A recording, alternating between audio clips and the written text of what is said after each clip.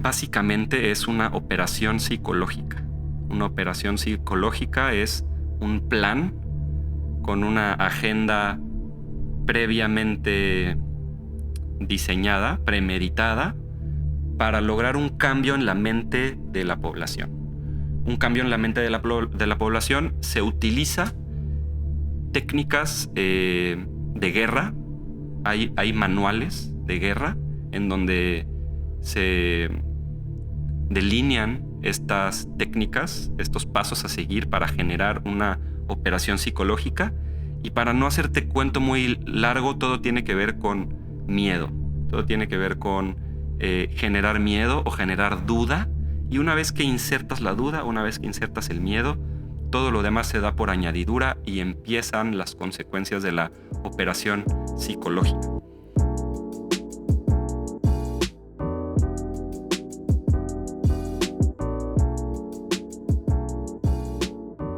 ¿Qué onda? Espero que estés muy bien. Yo soy Faro. Esto es Faro Sac Blog. Y hoy vamos a explorar el fracaso de la supuesta guerra contra las drogas. Digo supuesta porque ¿cómo puede haber una guerra en contra de algo que no tiene vida? ¿Cómo puede un Estado defenderse en contra de algo que sin el uso humano no tiene absolutamente ningún tipo de actividad o injerencia sobre la realidad? Somos los humanos los que utilizamos las drogas para bien o para mal, para uso o para abuso. Y en realidad este concepto de guerra en contra de las drogas es una operación impulsada por agentes gubernamentales para hacernos pensar que las drogas son malas. Ahora, no estoy diciendo que las drogas son buenas, tampoco. Lo que estoy diciendo es que todo depende del uso o el abuso que se haga de dicha sustancia. Dicho esto, también hay que entender que la supuesta guerra contra las drogas causa una verdadera guerra que nos afecta a todos. Es un problema a nivel mundial en el cual México es uno de los principales personajes de toda esta historia. Y la realidad de las cosas es que nuestro país, todo Latinoamérica, pero yo hablando como mexicano, puedo decir que nuestro país está completamente ensangrentado. Tenemos consecuencias mucho más graves que muchas guerras que nosotros mismos como mexicanos nos hemos unido para apoyar y para generar compasión alrededor de otros temas, como ha pasado en la guerra de Irak, en la actual guerra en Ucrania y Rusia. Y cómo tan fácilmente podemos unirnos en una crítica hacia temas como puede ser, por ejemplo, la guerra en Afganistán. Y al mismo tiempo estar tan alejados de lo que está pasando en nuestro propio país, de situaciones verdaderamente terribles, como puede ser, te voy a poner un ejemplo, el descubrimiento de fosas clandestinas en México. Esto es un problema muy actual que se ha estado haciendo más conciencia de este tema en los más recientes, tal vez 4, 6 años. Y te lo digo, ¿por qué? Porque yo estoy entrando a este tema desde una búsqueda por sabiduría y al mismo tiempo una búsqueda que es una búsqueda por la verdad pero también es una búsqueda de creación de conciencia o de despertar de conciencia. Y si vienes de haber visto mis videos anteriores, los más recientes, entré mucho en este tema de la espiritualidad falsa, el materialismo espiritual y las diferentes trampas que nos pone el ego o nos ponemos nosotros mismos para pensar que somos espirituales o para pensar que nosotros estamos haciendo las cosas de manera correcta y generar una burbuja en la cual podemos experimentar cierta tranquilidad y cierta separación del mundo exterior,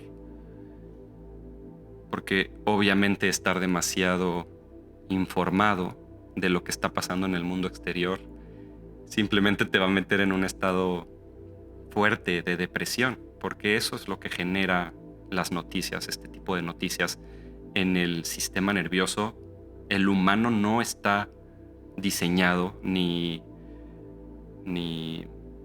tiene las herramientas fisiológicas para administrar altos grados de estrés y de trauma, como lo pueden generar estas noticias. Y eso genera shock en el cuerpo, ese shock genera adicción y esa adicción genera también más necesidad de consumir ese tipo de información que trae una carga fuertemente negativa, con noticias como el ejemplo que te acabo de poner. Aunque obviamente nos podemos ir a ejemplos muy fuertes y no es necesario. Únicamente este paréntesis de 5 minutos antes de meterme de lleno en el tema para hacer conciencia de el país y el mundo en el que vivimos. Saber que simplemente construir una barrera para disfrutar de nuestra espiritualidad y nuestra felicidad en privado en nuestras casas es una especie de materialismo espiritual, es una burbuja falsa que representa un estancamiento o una falta de progreso en tu despertar de conciencia. Entonces, al mismo tiempo, estoy planteando un balance, no permitir que el estrés que generan estas noticias y la parte desbalanceada de meterte en estos temas te afecte en tu casa, pero tampoco alejarte tanto de estos temas y que seas ajeno a la realidad de lo que está pasando en el mundo y entonces no tengas la sensibilidad, la compasión, la apertura necesaria para ser consciente de lo que está pasando y del sufrimiento que existe en nuestro mundo y al mismo tiempo saber manejarlo de manera privada, de manera personal y seguir llevando hacia adelante tus procesos de madurez espiritual personales. Dicho esto, vamos a meternos en el tema. Esta cuestión de la guerra contra el narco se puede entender desde muchos hilos, desde muchas raíces de esta historia. Nos podríamos meter en el sexenio del expresidente mexicano Felipe Calderón. Y por ahí podríamos empezar también a entender de dónde viene la cuestión de la guerra contra el narco, porque Felipe Calderón fue el primer presidente que oficialmente declaró que el gobierno estaba en guerra con las organizaciones de crimen organizado, de tráfico de drogas. Hasta ahí todo bien. Aunque no nos vamos a meter en este hilo. Descubrir en la esfera política mexicana de dónde vienen estas cosas es bastante complejo y está muy mezclado de desinformación. Pero lo quiero plantear porque podríamos agarrar esa línea y es una línea importante. También nos podríamos ir por el desarrollo de las familias, los sindicatos que se crean en un área, en una zona, en una región muy específica de nuestro país, que se llama el Triángulo Dorado. Entonces nos podríamos también hacer 2 horas de video del Triángulo Dorado y de cómo ciertas familias se posicionaron para tomar ventaja de la prohibición y cómo estas familias se volvieron grandes imperios de la industria. Pero tampoco nos vamos a ir por aquí. También nos podríamos ir por la línea de la política estadounidense y llegar a Nixon. Porque Nixon, similar a lo que hizo Calderón en México, Nixon acuñó el término guerra contra las drogas y lo utilizó en los 70s. Recordando un poquito el contexto de los 70s, estaba la guerra de Vietnam, estaba el movimiento de una ola del renacimiento psicodélico con el uso de LSD, de MDMA, de cannabis, entre otras sustancias alucinógenas. Es decir, que a diferencia de los opioides o los estupefacientes o los estimulantes de muchos tipos, los psicodélicos llevaron a un cierto segmento de la población a rebelarse en contra de varias cosas que estaban sucediendo, como puede ser, lo acabo de comentar, la guerra en Vietnam, pero también, por ejemplo, la cuestión excesiva del gobierno paternalista, cada vez más gobierno, cada vez más impuestos. Y también, por otro lado, toda la cuestión del movimiento hippie en defensa de las libertades. Pero tampoco nos vamos a ir por aquí. ¿Por qué? Porque antes de Nixon hubo en los 30s este personaje que es un político estadounidense, funcionario de gobierno, que se desempeñó como el primer comisionado de la Oficina Federal de Narcóticos del Departamento de la Tesorería de Estados Unidos durante la presidencia de Hoover, pero también de Roosevelt, de Truman, de Eisenhower y Kennedy. Ocupó durante 32 años su cargo, sin precedentes en su función de comisionado hasta 1962. Luego ocupó el cargo durante 2 años más como representante de Estados Unidos ante la Comisión de Estupefacientes de las Naciones Unidas. Entonces, Harry Anslinger es una figura principal en la prohibición del cannabis.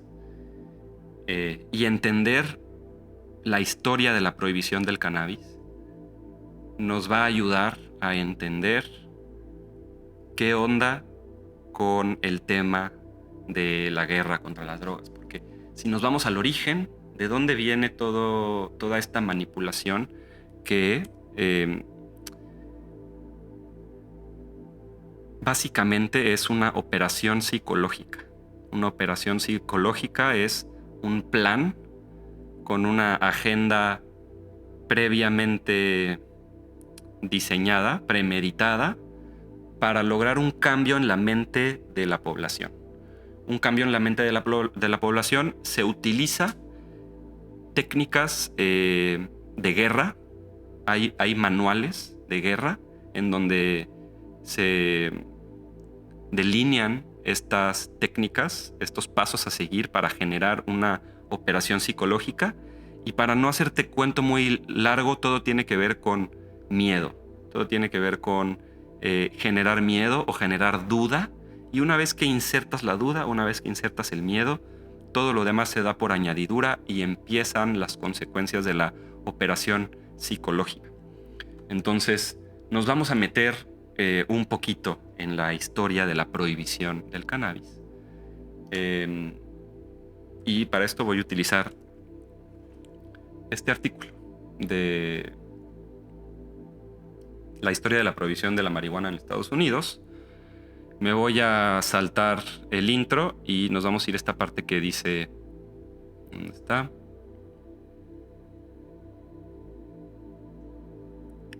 Ahí está. La prohibición del cannabis apunta al cáñamo. Entonces, ¿qué es el cáñamo? Es una forma de cannabis no psicoactiva. Es básicamente la parte de la planta que no contiene el elemento psicoactivo, que es el THC, que lo contiene la flor, el cogollo o la flor, que contiene el elemento del THC. Eso es lo que lo hace psicoactivo. Pero el resto de la planta no tiene este compuesto psicoactivo, ¿no? Que es el THC, que es el ingrediente responsable de que la marihuana te ponga high, te suba. Dice que te suba porque esto está traducido. Entonces, tradujo el high con que te sube, pero bueno. Si bien no puede causar un subidón, el cáñamo tiene una amplia variedad de usos. Entonces, esto simplemente para diferenciar el THC, que es la parte psicoactiva de la marihuana, que está en la flor de la planta, del resto de la planta, que se le conoce como cáñamo. Hasta ahí todo bien. Okay. El cáñamo se industrializó y tiene muchos usos. Se utiliza para fabricar papel y ropa, hasta para construcción y productos alimenticios.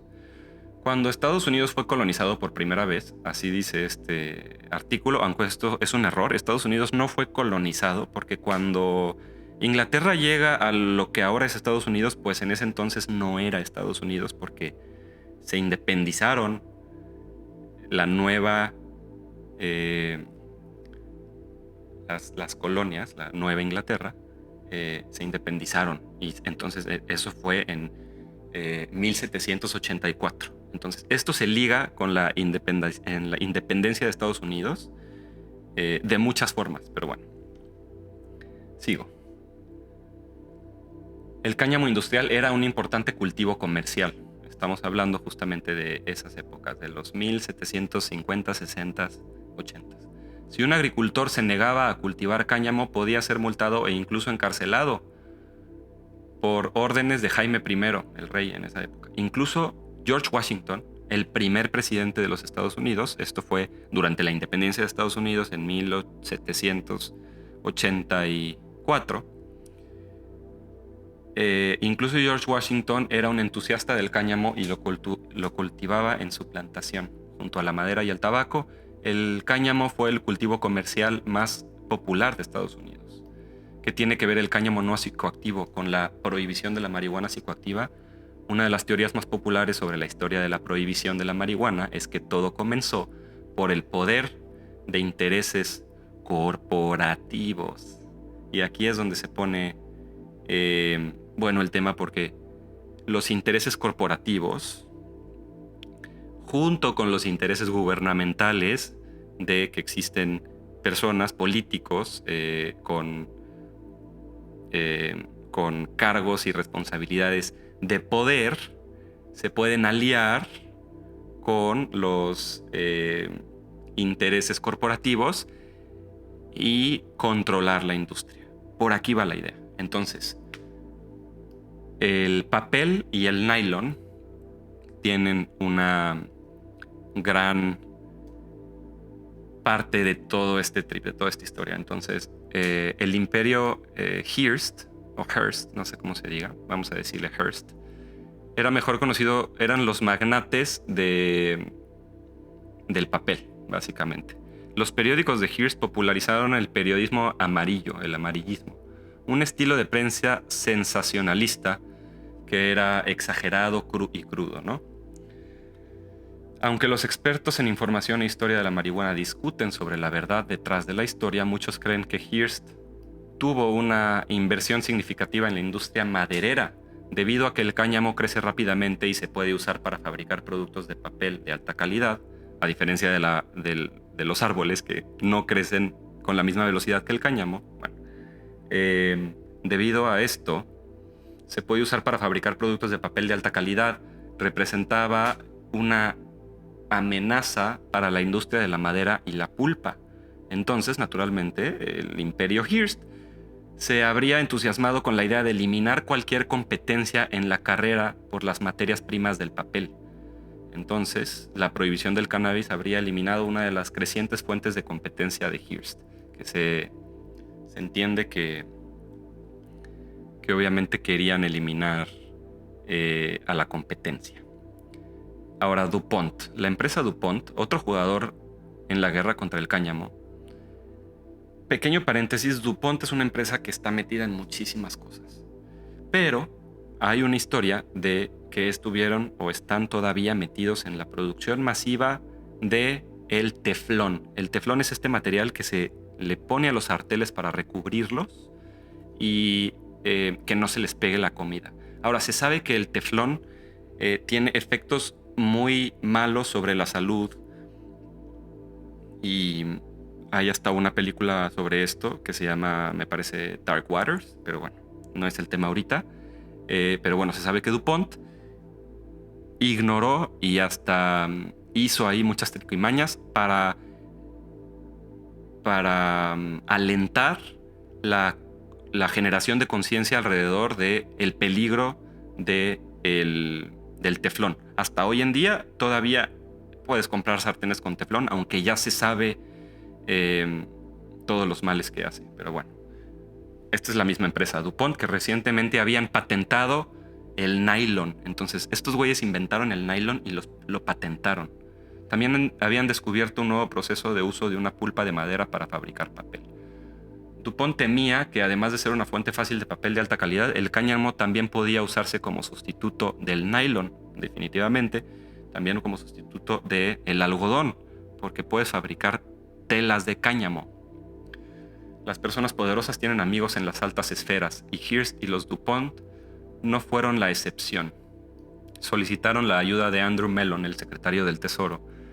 Mellon también invirtió mucho en la empresa DuPont. Entonces, el secretario de la tesorería en Estados Unidos también tenía inversiones o acciones de esta empresa, de empresa DuPont. Entonces, empezamos a ver cómo en el centro de la historia de la prohibición de la marihuana, que tiene en su inicio la posición geográfica de estar en Norteamérica.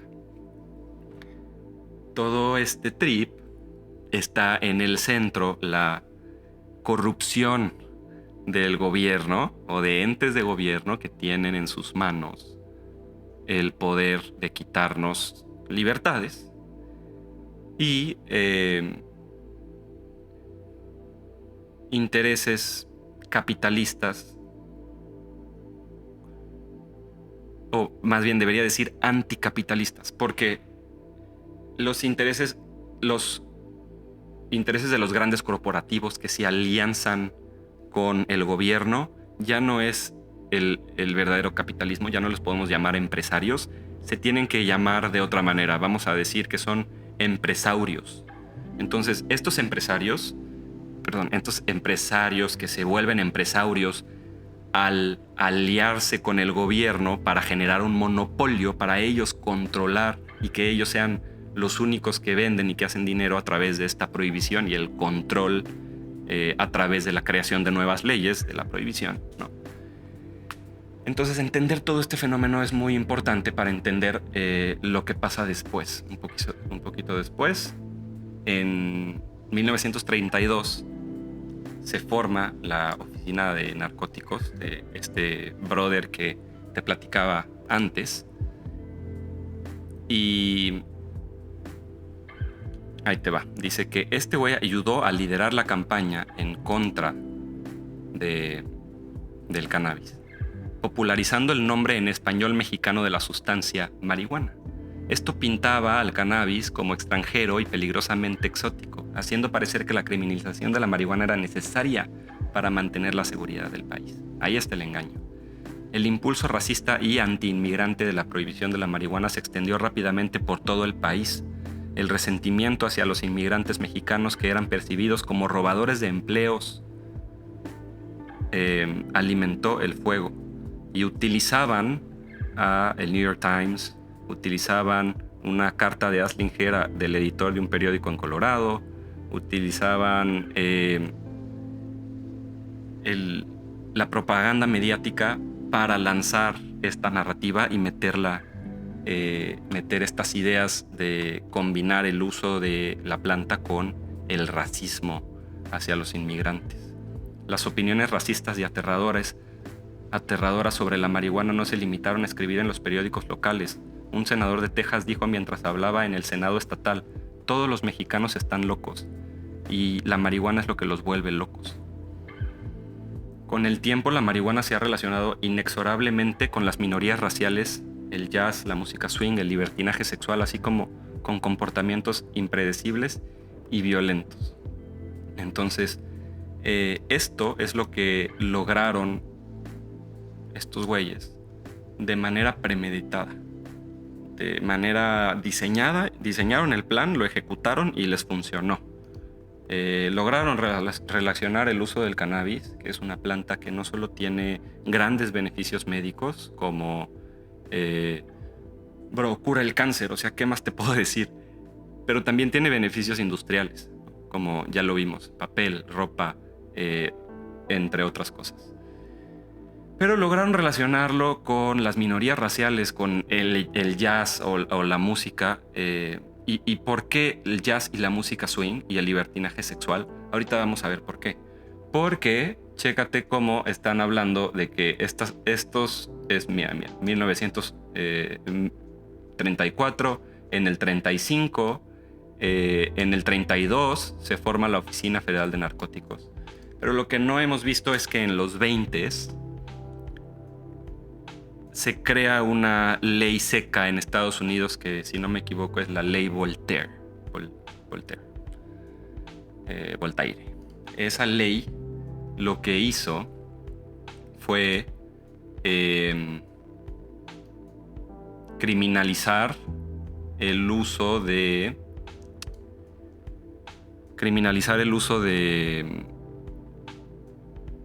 alcohol, criminalizar el uso de prostitución y criminalizar cualquier tipo de apuesta deportiva, principalmente las apuestas de caballos.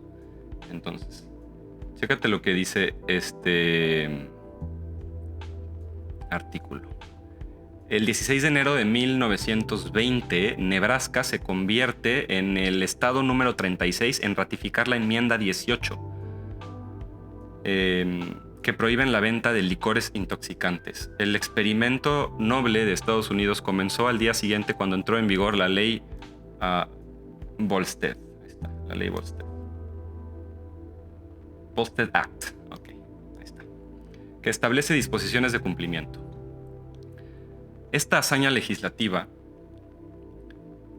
la culminación de la templanza y los movimientos nativistas de casi un siglo de gestación, sin querer dio lugar a una industria de contrabando ilícito, un comercio de contrabando transnacional, sindicatos del crimen organizado y una ola de violencia que los acompañó.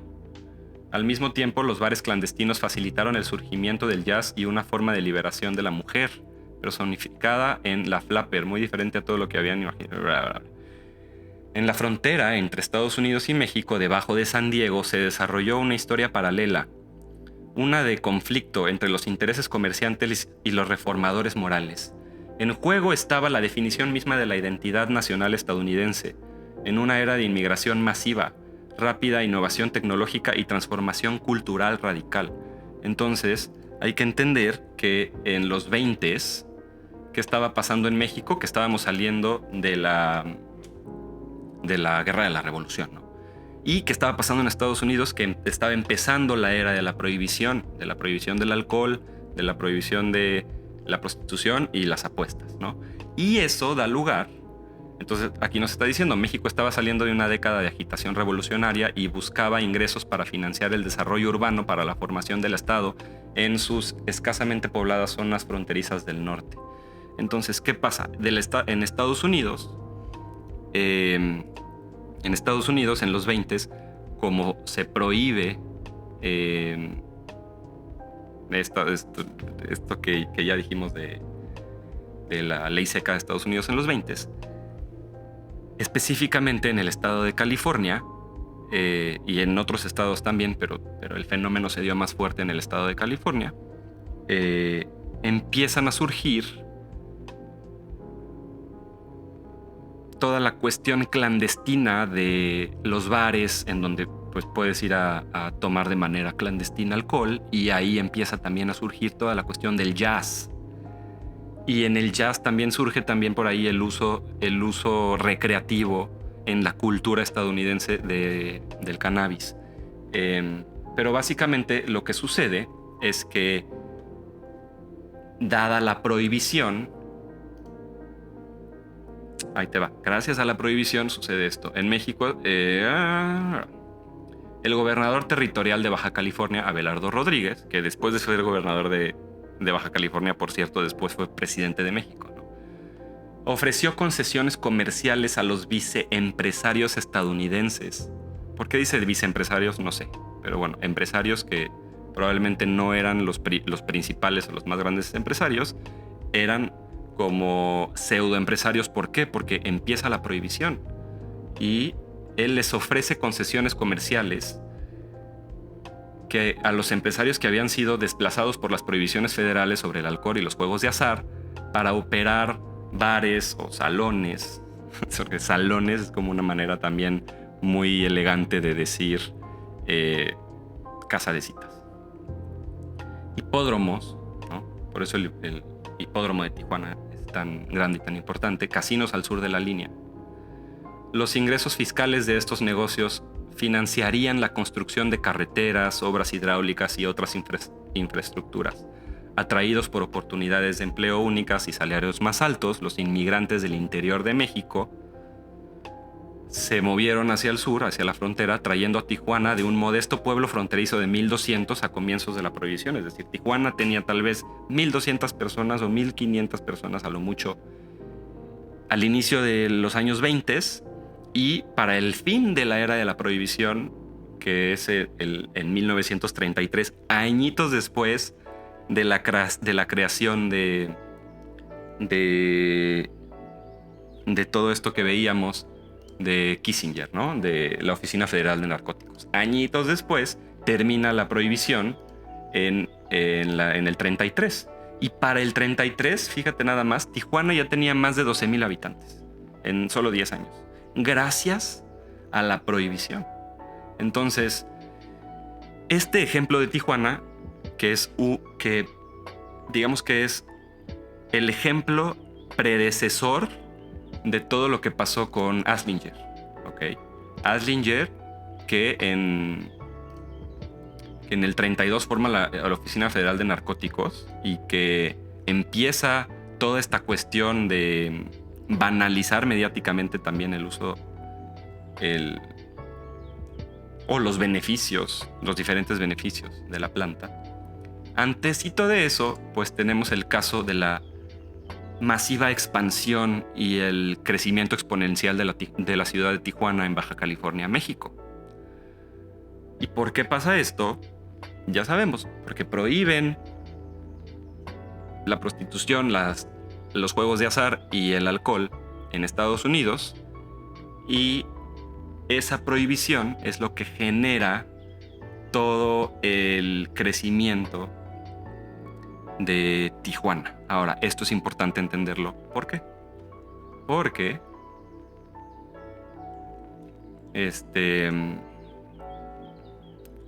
¿por qué? El ejemplo de lo que pasó en Tijuana es un ejemplo de cómo cuando generas prohibición, generas también al mismo tiempo el mercado negro. Entonces, en lo que entramos en todo este dilema, que es una discusión interminable desde mi punto de vista, si se resuelve el problema desde la oferta o desde la demanda, desde eliminar los suministros o las fuentes de fabricación de estas sustancias, o de eliminar la necesidad de la gente de consumirlas. Nos perdemos en un engaño muy superficial de el entendimiento de cómo funciona el negocio o la gran industria de la droga. Y nos perdemos también en la culpabilidad de la sustancia, de que esta droga es más adictiva que esta, pero entonces sí hacemos ilegal esta droga, pero no hacemos ilegal esta, y tratamos de tener un entendimiento de las drogas demasiado enfocado en el peligro, qué sustancia es más peligrosa que otra, etc. Y creo que para esto será buena idea enseñarte el video la plática TED de Ethan Nadelman. Un cachito cortito, no estoy de acuerdo, lo tengo que decir, con todas las cosas que dice él. La estaba viendo hace ratito y algunas cosas no estoy de acuerdo, pero este pedacito me parece brillante, es un muy buen punto de vista y te lo quiero poner. Dice: en cuanto a las otras drogas, estaba hablando del cannabis, un poquito similar a como nosotros venimos a hablar del cannabis. Y ahora dice: en cuanto a otras drogas, echen un vistazo a Portugal, por ejemplo, Portugal. Nadie va a la cárcel por posesión de drogas en Portugal. Y el gobierno se comprometió en serio a tratar la adicción como un problema de salud, no de seguridad. Miren a Suiza, Alemania, Holanda, Dinamarca, Inglaterra, donde los adictos a la heroína que trataron en varias ocasiones de dejarlo y fracasaron, pueden conseguir heroína farmacéutica de buena calidad y recibir ayuda en hospitales. Y los resultados demuestran que el abuso, las enfermedades, los casos de sobredosis, la delincuencia, los arrestos, todo eso disminuye, mientras que la salud y el bienestar general mejoran. Los contribuyentes, bla, bla, bla, bla, bla. Incluso muchos adictos se desenganchan, se liberan de su adicción. Fíjate en Nueva Zelanda, que recientemente pasó una ley que permite la venta legal de ciertas drogas recreativas, no todas, siempre que se demuestre que son seguras. Bueno, aquí hay también un sesgo de por medio. ¿Quién demuestra que son seguras y bajo qué uso y por qué y bajo qué dosis y qué tipo de sustancia y pureza y potencia? Todo eso tiene mucho que ver en todo este tema, ¿no? Fíjense aquí en Brasil, en otros países donde una fuerte sustancia psicoactiva, la ayahuasca, más bien la sustancia es el DMT, porque la ayahuasca es una especie de pócima de menjurje, que lo ponen a hervir y que tiene dos principales componentes, pero la sustancia es el DMT, ¿no?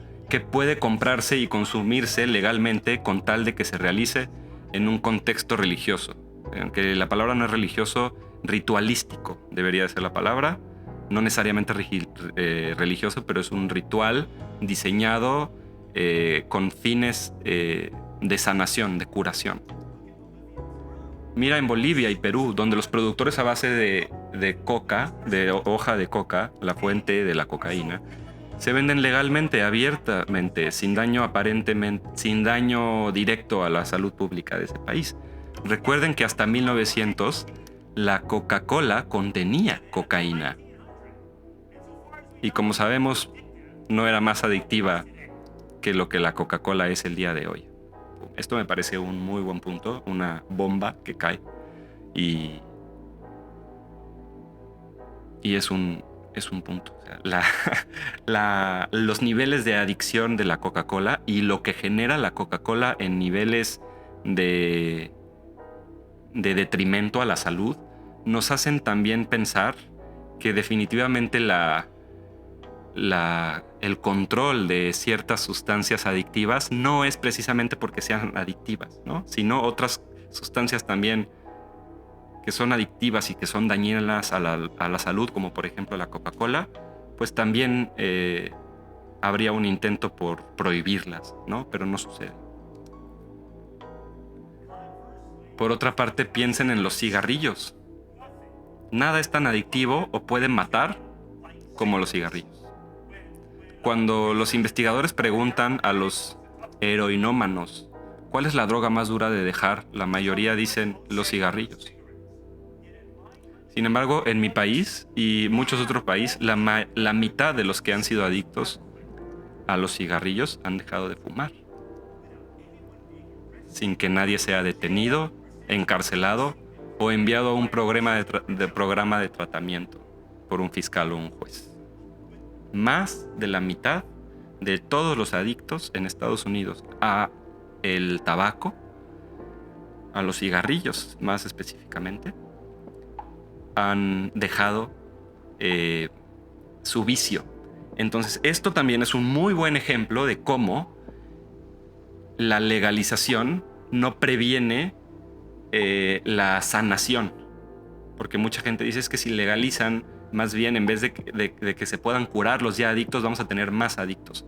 Bueno, los cigarrillos siempre han sido legales, nunca han sido ilegales y son muy adictivos, mucho más adictivos que muchas otras sustancias, como puede ser, por ejemplo, el cannabis, que tanto estamos hablando de la prohibición del cannabis, el tabaco, pues genera muchísimo daño, genera cuántas muertes por tabaquismo, genera cáncer. Y aún así, más de la mitad de los adictos a los cigarrillos pueden dejar de ser adictos porque lo tratan como un tema de salud individual y no los tratan como criminales. No terminan, los adictos a los cigarrillos no terminan en las cárceles. Y este es un muy buen ejemplo de cómo hacemos ilegales unas sustancias y otras no, independientemente de qué tan adictivas o de qué tanto daño hacen a la población. Y entonces también nos damos cuenta de por qué hay ciertas sustancias que son ilegales, principalmente las psicoactivas o las que tienen cierta capacidad de despertarte o de que empieces a cuestionar las cosas más allá de el status quo o de lo que normalmente estás acostumbrado a pensar. Entonces, bla, bla, bla, esto no importa mucho. Ahora, ¿podríamos reducir el tabaquismo aún más declarándolo ilegal? Probablemente. Pero imagínense la pesadilla que generaría. Y ese es un buen punto. Imagínense que mañana volvemos los cigarrillos ilegales. Sería añadirle a la supuesta mal llamada y fallida guerra contra las drogas un elemento más para crecer su imperio y crecer sus ganancias y un elemento más para que un porcentaje mayor de la población se tenga que involucrar en la adquisición ilegal de estas sustancias y que gran porcentaje de esas personas serán encarceladas por posesión y no encarceladas por ser criminales, simplemente por estar en una posición, por tener posesión de una sustancia que fue criminalizada. Ahora, para cerrar, te quiero enseñar otro video. Y este otro video es de un brother que se llama David Icke. He hablado de David Icke en otros videos, pero en este lo único que te quiero decir es que es importantísimo que lo veamos desde un punto de vista de que queremos entender cuál es el mensaje, no quién es el mensajero. Entonces no nos importa ahorita quién es David Icke, ni la desinformación que pueda estar metida en su carrera de quién es él como periodista, por así decirlo, o como líder de opinión. No nos importa nada. Ahorita todo eso, lo único que nos importa es qué va a decir, el mensaje, el contenido de lo que va a salir de su boca. ¿Ok? Ahí va. Entonces, le pregunta este periodista, le pregunta que qué opina de la guerra contra las drogas. Bueno, la guerra contra las drogas, dice David Icke, es una inversión orwelliana. Entonces, es lo primero que nos está diciendo, una inversión orwelliana. Orwell escribió un libro que se llama 1984, que es una distopia. Así como hay utopía, hay distopia o distopía, dependiendo de quién le preguntes cómo se dice, pero bueno. Esto quiere decir que es en el futuro hacia dónde podemos ir. La utopía sería el cielo y la distopía sería nuestro infierno, de hacia dónde podemos llegar, hacia dónde nos pueden llevar nuestra manera de comportarnos actualmente. Entonces ese libro lo escribió George Orwell y por eso existe este término que se dice orwelliano para atribuirle esa cuestión de manipulación sobre la población, que fue lo que describió Orwell en su libro 1984. Sigo. Dice Icke: si vas a operar en la industria de las drogas, la mejor manera de hacerlo es que no te detecten. Es decir, la mejor manera de hacerlo y no ser detectado es hacerlo a través de agencias antidrogas. Chécate lo que nos está diciendo David. La guerra contra las drogas es una especie de inversión orwelliana, o una inversión de los conceptos y de las creencias. Por eso fue importante que pusiera toda esta parte de los güeyes que tenían el imperio de los periódicos, que no querían que la industria del cáñamo creciera, que empezaron toda una guerra mediática de propaganda de la información manipulada para que tú pensaras ciertas cosas, ¿no? Entonces, de entrada te está diciendo que también que si alguien se quiere meter en la industria del tráfico de drogas, la mejor manera de hacerlo y que nadie sepa que lo está haciendo es a través de las agencias antidrogas. Aquí un pequeño paréntesis: esto también es algo muy común en el tema de la trata de personas. Se sabe, por ejemplo, que en Haití, bueno, para no irme a ningún ejemplo específico, ciertas organizaciones en contra de la trata, o por ejemplo, se ha sabido que la cuestión de la alerta Amber, como para buscar a gente desaparecida, principalmente niños, ¿no? Ha sido utilizada justamente para propiciar este mismo fenómeno. Y es justamente esa inversión, como se piensa que los que son los responsables de ayudar en este tema en realidad son la cabeza del problema. Sigo con lo que está diciendo Icke. Le dice: mira, bueno, pues con tu libro y con tu película, esto es lo que los Clintons y los Bushes estaban haciendo. Entonces, dice, lo que quiero decir es, George Bush padre, uno de los grandes narcotraficantes de América, él estaba lanzando guerras contra las drogas cuando era presidente. Aquí, otra vez paréntesis, un buen ejemplo es la invasión de Estados Unidos a Panamá, una invasión que hizo Estados Unidos a Panamá, que tiene completamente que ver con la prohibición de las drogas y con la cuestión del narcotráfico, que sucedió durante la presidencia de Bush padre, que es lo que es. Sería un ejemplo de lo que acaba de decir David Icke. Y claro, dice, claro, desde la perspectiva, desde el punto de vista de los Bush, una guerra contra las drogas es una guerra contra la competencia. Claro. Se muere de risa el otro. Entonces dice, una guerra contra las drogas no es una guerra en contra de la competencia. ¿Qué quiere decir esto? Que al ilegalizar todas las drogas, ya no puede haber menudeo. Todo se vuelve mayoreo. Es decir, los comerciantes pequeños, no puede haber emprendimiento al respecto. No puede haber empresas chicas que intentan competir, porque es ilegal, porque es obvio, ¿no?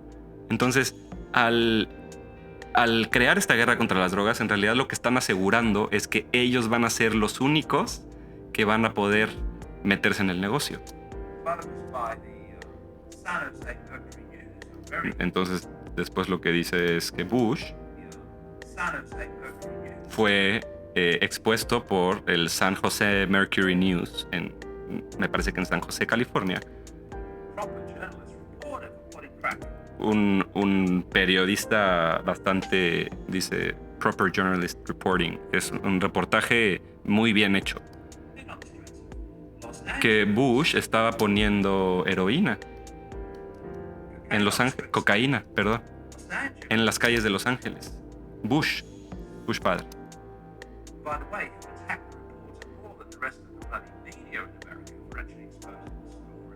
Y por cierto, que atacaron a todos los medios que intentaron exponer esta noticia. Las drogas son usadas, número uno, para crear enormes cantidades de dinero, de presupuesto para gastar afuera de los fondos rastreables del gobierno. Es decir, para que los gobiernos o las organizaciones que operan en conjunto con los gobiernos tengan presupuesto, tengan dinero secreto, no indetectable, dinero indetectable, para perseguir otros fines. Número 2, para destruir absolutamente nuestra sociedad. Fíjate de la epidemia de los opioides en América. Está destruyendo a la gente en una velocidad impresionante. Ellos hablan de una guerra contra las drogas, pero en realidad lo que están haciendo es hacerla circular. Qué fuerte, y creo que con esto me despido porque qué fuerte lo que dice David Icke aquí. Ellos crean una guerra en contra de las drogas, pero en realidad por abajo del agua lo que está pasando es que las hacen circular. Por arriba del agua se nos vende que estas sustancias son tan adictivas y tan peligrosas que tenemos que destruir a los fabricantes de estas sustancias a como de lugar. Que por eso estamos en un país lleno de fosas clandestinas descubiertas y por descubrir, ¿no? Eso nos dicen. Pero yo tengo la sospecha de que en realidad lo que está pasando es algo mucho más complejo. Es que tanto el gobierno como los sindicatos, por no decir cárteles, los cárteles, hay que decirlo, bueno, son dos caras de la misma moneda. Y mientras no solucionemos el problema de la prohibición, no vamos a poder solucionar otros problemas, como los pueden ser los problemas de adicción y los problemas de salud. Porque principalmente es un problema político. Y en el centro de todo esto está la pregunta, ok, ¿quién es culpable? ¿A quién podemos culpar de todo esto? ¿Al mismo gobierno? ¿A los fabricantes? ¿A los consumidores? ¿A los adictos? Me parece que a los que debemos de culpar es a nosotros mismos. Nos debemos de ver en el espejo y tratar de identificar nuestra propia ignorancia. Para empezar, nuestra ignorancia sobre el tema, nuestra ignorancia sobre las cualidades de estas sustancias ilegales y por qué resulta que son ilegales, pero más que nada por qué existen políticos o servidores públicos con el poder de, por ejemplo, meterte a la cárcel por crecer una planta en tu casa, que tienen el poder de aliarse con influencias corporativas para recibir moches, para volverse el socio secreto, para volverse el intermediario escondido en la industria, y también a través de el crecimiento del cobro de impuestos, ir incrementando el beneficio que ellos obtienen de todas estas industrias, que el consumo y el tráfico de todas estas sustancias son industrias de millones de dólares y van a existir siempre, siempre van a existir estas industrias. Entonces la idea de que podemos hacer que desaparezca la industria es una tontería. Siempre va a existir la demanda, es decir, siempre la gente va a querer consumir drogas de todo tipo y por todas razones.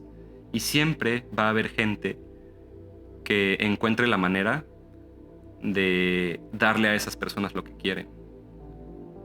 Y por esta misma razón, la prohibición no es el camino. Y ya nos dimos cuenta después de que por lo menos 40 años, pero desde los 20, ¿no? Desde los 20 nos damos cuenta de cómo la prohibición genera, por eso fue muy importante también la partecita de San Diego, Tijuana y todo lo que pasó en los 13 años de la prohibición del alcohol y la prostitución y los juegos de azar. El crecimiento de Tijuana en esa época es ejemplo de cómo podrían también crecer, o sea, de cómo la prohibición genera un embudo de consumismo muy direccionado en donde se genera un crecimiento específico centralizado.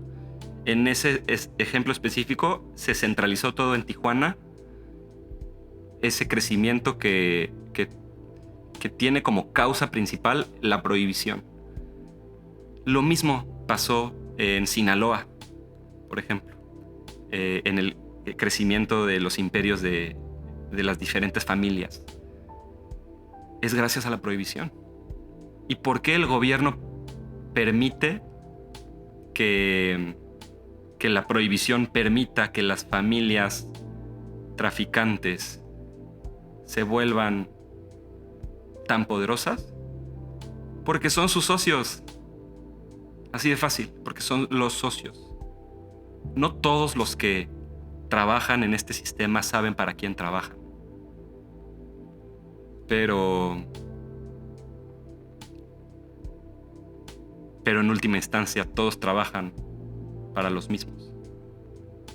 Y así como hemos visto, por ejemplo, en las series de ficción de Netflix, como puede ser Narcos, por ejemplo. Pero esto viene desde antes, ¿no? Desde El Padrino, por ejemplo, la película del Padrino de Ford Coppola.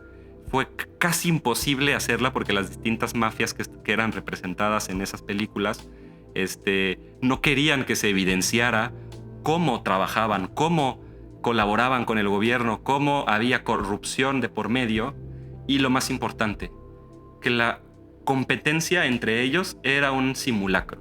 Así como la guerra contra las drogas es una simulación, es un simulacro, la aparente disputa de territorios entre las familias es real, sí sucede a un nivel superficial, pero como sabemos, en realidad los altos mandos hasta se reúnen para mantener comunicación, para que haya cooperación, crean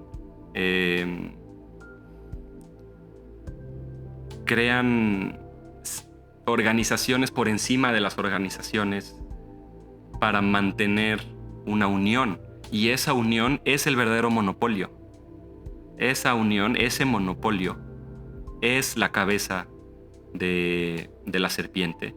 Y es lo que ningún gobierno ni se atreven ni quieren cortarle esa cabeza a la serpiente. Y bueno, creo que con esto me despido. Eso es todo. Te veo mañana.